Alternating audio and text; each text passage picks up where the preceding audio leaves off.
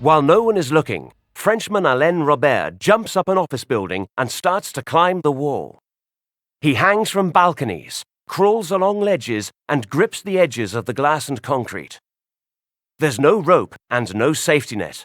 He's using only his bare hands. By the time he's halfway up, a crowd has gathered on the pavement below. After an hour, he reaches the top, and the crowd sighs with relief. Alain has climbed over 85 of the tallest structures in the world, including the Eiffel Tower, the Empire State Building, and the Petronas Twin Towers in Malaysia. One of his first climbs was at the age of 12. He didn't have his flat keys, and his parents were out, but he was able to climb up the outside of the building, 7 stories high, and crawl through a window.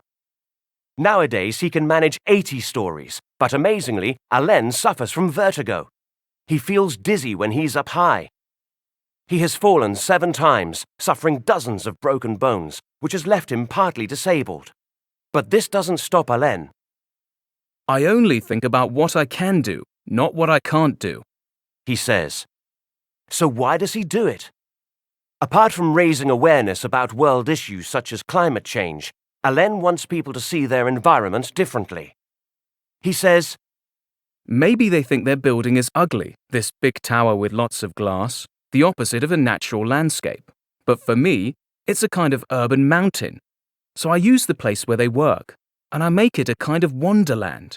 Everywhere I climb, I see people who are happy. After a climb, Alain often leaves in handcuffs.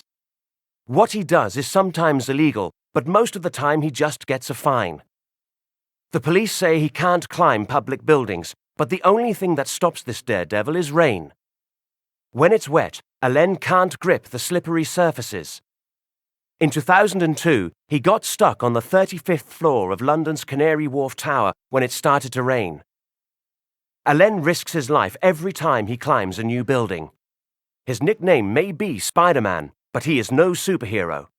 He's just an ordinary man living a very dangerous life.